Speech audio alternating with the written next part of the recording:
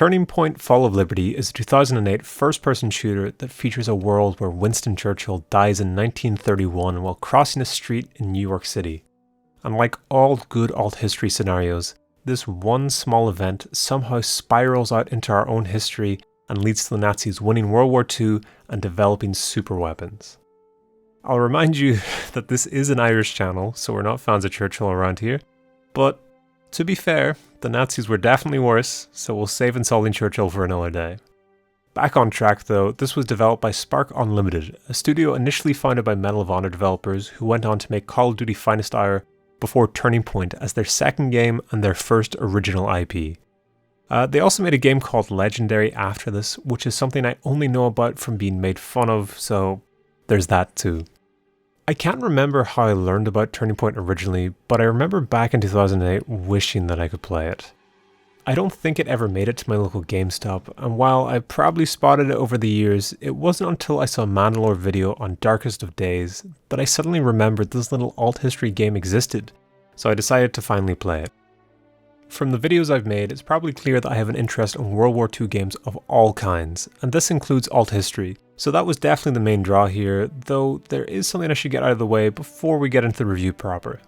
This game seems to be unfinished.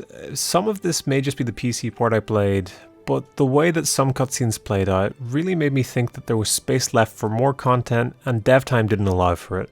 And I found a few hints from the team that this might be the case, so I do want to cut them some slack because they probably had larger ambitions for the game. Also, a last bit of housekeeping, this game shipped in 4x3 in 2008, and while I've seen it working in widescreen online and claims that you can edit a config to force it to widescreen, I just couldn't get it to work. So at points of this video I may crop it or I may leave it 4x3, so sorry if it's annoying. Alright, so this video is mostly going to be the plot rundown of the game, and let me tell you, there's actually not a lot here, which is funny to me. Like, the devs set up this entire alt history with the idea of America being not only invaded but then occupied, and then they didn't flesh it out. This is of course probably related to the dev time, but I'm getting ahead of myself, we should just start at the beginning. You play as Dan Carson, the coolest blue-collar American worker who honestly looks like he'd love Deftones. One sunny day in 1953, you're halfway up an under-construction skyscraper when the Nazis invade New York. So while you're making your way to the ground, you decide to be helpful and take out some soldiers.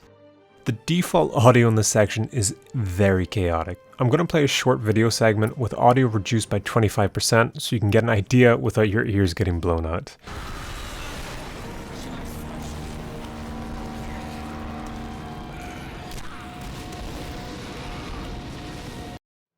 We also get hit with our first bit of rough edges in the game when we come to the scene transition in an elevator that doesn't even try to hide that a new level chunk has loaded in. After you fight your way to the street, you get conscripted into the army on the spot, and I do think that this first person shot does have some flair to it. The first level already sets up how I feel about this game. It's got something going for it, there's ideas, there's some vision, and yet there's a lot that's not working.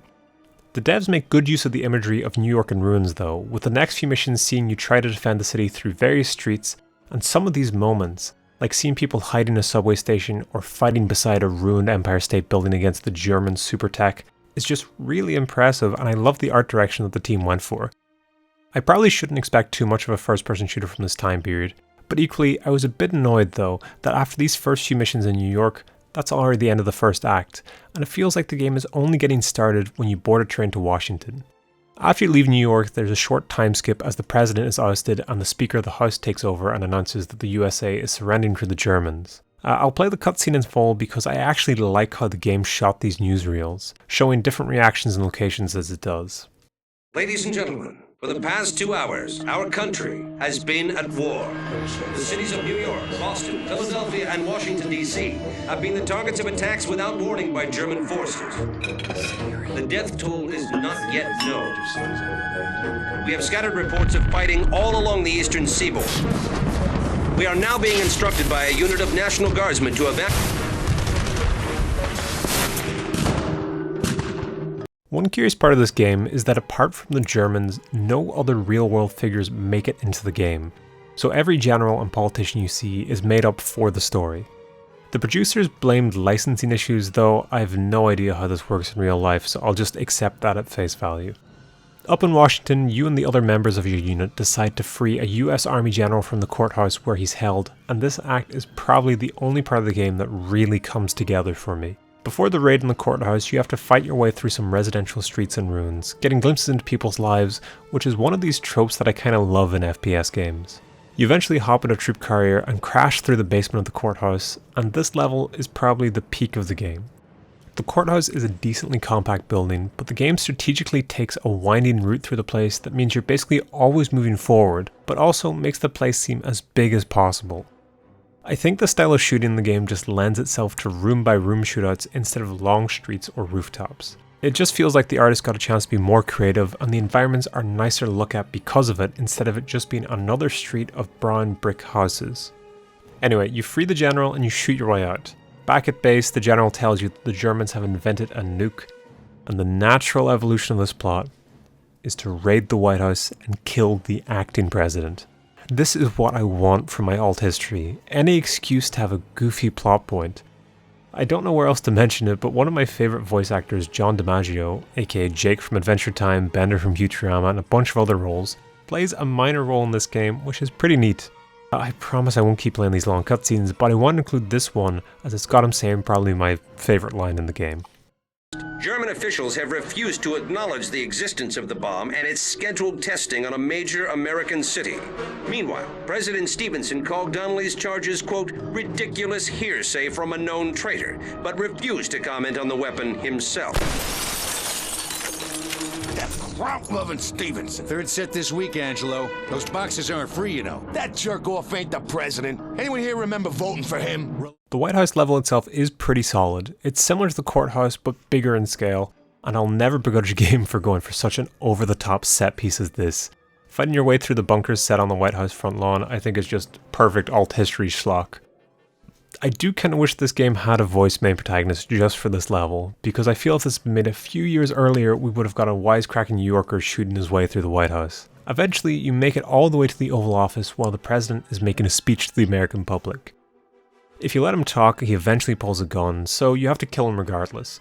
But if you want to be dramatic like me for some reason, you can throw a grenade inside the Oval Office. And now, you might think that this is an awful thing to do to such a historic room, but for some reason, the resistance blows up the entire building. Again, I think any alt history game needs to make these big moves. After ousting the false president, the game makes a very rational decision to move the fighting to London because documents found in the White House say the prototype nuke is being developed underneath the Tower of London with a plan to drop it on New York. I have to mention that Carson never changed into military fatigues and wholeheartedly parachutes into London while wearing his casual work outfit. This level feels cool at first, but the actual setup is lacking and probably shows how bad this game can get. You land in the courtyard of the tower and fight your way inside, and at first it's got these pretty cool gothic castle vibes, very reminiscent of Raven Software's Wolfenstein, which actually came out a year after this. Basically, it plays on the stereotypes of German castle occultism, though in London now. You find an entrance in a crypt down into the secret test bunkers. It's around here that the game was ramping up the difficulty in kind of a pointless way, but it actually gets much worse. You fight your way down to the bunker, find a test nuke, but it's too late. The Germans have loaded the real bomb onto a Zeppelin docked to the top of Tower Bridge. Not to keep bringing up that the game feels unfinished, but the pacing is way off because we are already on the second last level of the game, and it's the absolute worst one. To get to the Zeppelin, we have to fight our way across and up Tower Bridge. I actually think this is a great level idea, and though I never expected the game to go to London in the first place, I do think it's a pretty cinematic place to feature. The issue with this level is that while it's normal for a game to have a progression of difficulty, this reminds me of those games that had a major spike just so you couldn't finish them in one weekend as a rental. There's a section right at the end of this level that I just couldn't get past. Respawning enemies and these super cannons firing down just kept getting me, and I wasn't sure even where I was meant to go. So I just lowered the difficulty and replayed this mission entirely. And let me tell you, when they say easy, they mean easy. The gap between normal and easy is huge in this game. The worst thing though was that it turns out I was actually just right on the edge of finishing this section before lowering the difficulty. because what you need to do is run towards this rope, and a cutscene will play as you slowly climb to the blimp. This brings us to the last level, and it's a decent way to end the game. You fight your way through the blimp, starting beside the tanks and trucks in storage, moving through to the bowels of the airship, even getting to see the launching bay for planes and the crew quarters. I feel like in this level there was a lot of creativity pent up, and it's, again, the design team had a lot of great ideas, and it feels like a lot of them didn't make it into the game. However it happened, I don't know, but I don't know. I just feel like I've been very cruel on this game, this entire section, and I want to emphasize it has its moments. Anyway, I've not made a video in a while, my voice is gone. Finally, you come to the cockpit and see New York in the distance, which is a nice little full circle moment from the opening of the game. Beneath the cockpit is the nuke that's about to wipe out NYC, and in an interesting enough spin, you don't actually disarm it or drop it into the ocean. The mechanism to drop the nuke fails, and you decide to blow it up before it reaches the city, dying with the bomb, but at least taking out the airship. Carson, everything all right up there? You take care of it? 4, 3, 2, 1.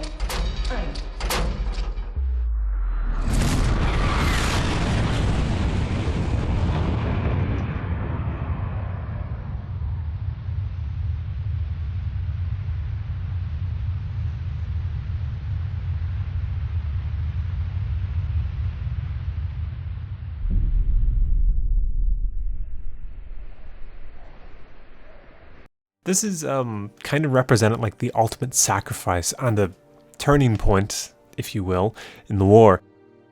But I feel like the citizens of New York are about to learn what the effects of radiation sickness are. Though to be fair, they were warned by the media after the White House level, so they had a chance to evacuate, unlike... So yeah, that's Turning Point's story, and I don't really know what I expected going in, but I do feel that there was a half-decent idea here that never really got going. Every now and then you'd have a mission or a plot point that sounded interesting, but then the game just kind of trundled along to the next thing. The pacing definitely could have been better when you consider it's not a long game, but it just couldn't get into gear. There are a few more things I'd like to touch on about the game though.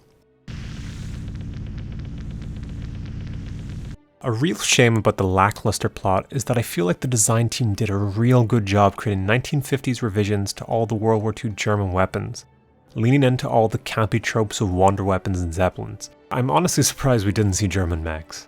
I touched on it earlier, but I actually liked how they designed a ruined New York or even the White House level, because obviously the graphics are more than just polygons, and there's a lot of design work going on here that I think they really nailed.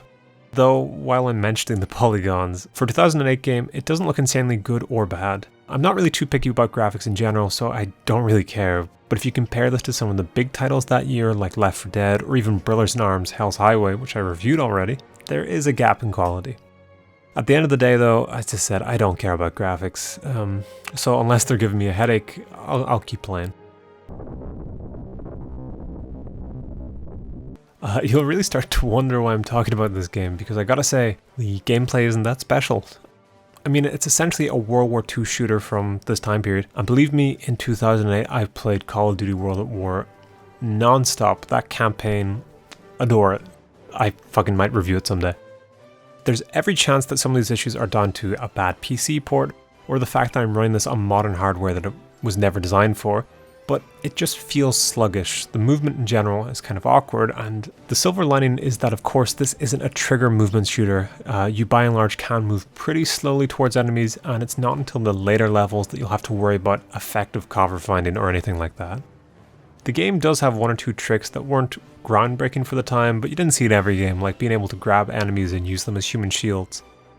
The devs also seem to really want you to love the idea of climbing ladders or moving across beams, moving into this third-person camera for them, which I don't know. I'm only mentioning this in this review because they did it so many times in the game.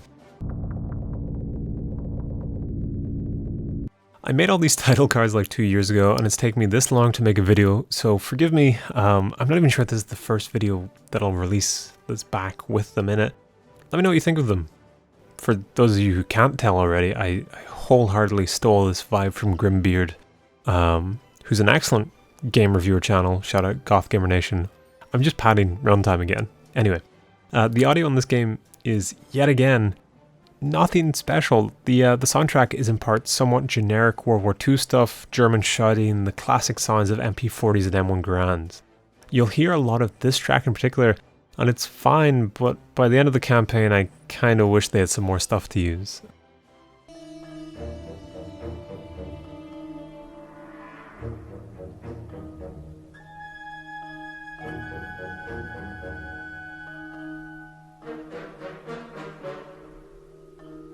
I'll use some of the soundtrack in the background in this video, and yeah, it's fine. It's World War II stuff. I won't be too harsh on them over this.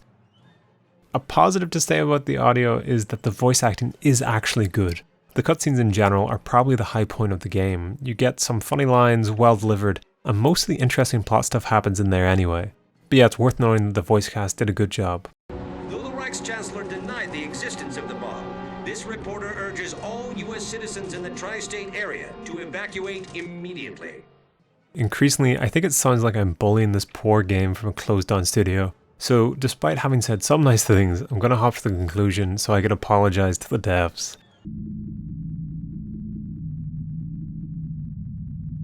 I feel Turning Point is still interesting. There was something here as a concept, and though the game didn't deliver on it, I would love to see another studio attempt something in this space again. Obviously, Wolfenstein does a lot of World War II alt history shooter stuff, but I'd like to see something that isn't as far in the direction of super soldiers and tries to be a bit more of a historical what-if scenario. This game is through and through abandonware, and honestly probably isn't worth seeking out. I had to get a random Russian copy myself for the video, but there was just something about this game. Maybe a half nostalgia for something I've never played that just compelled me to make a video about it, but I don't actually regret seeking it out. Maybe I'm just an endlessly optimistic game reviewer, if you could call me a game reviewer after disappearing for 2 years, but I don't know, man, it was fun. And yeah, seek it out if you want a few hours of a very janky game. Until next time, that's the review. So yeah.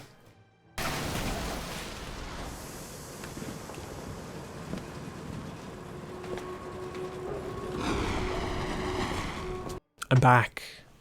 For now. I swear. I fucking swear. I've half made a few videos over the years. None of them felt good. None of them felt right. They all felt like they couldn't be the next video on the channel. Which was in part made worse by, the more time went on, the more it was like, this isn't good. So I have a few half-made videos. I might bust them out at a point, share them on the channel. And I'll be honest, the reason I committed, I've always enjoyed making videos, but the reason I committed so hard to releasing this video is all the people who kept leaving comments over the years. You're all amazing. I was at like a house party at like 2 a.m.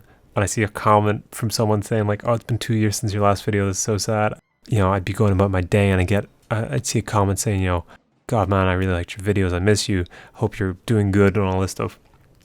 And yeah, this is my big ramble to say that actually meant a lot, and I appreciated all the comments, all the likes, that people enjoyed my videos.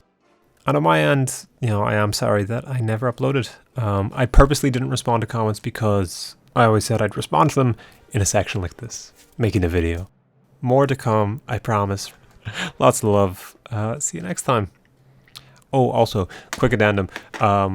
Grimbeard, if you see this, sorry for stealing wholeheartedly your shtick, but making it much worse.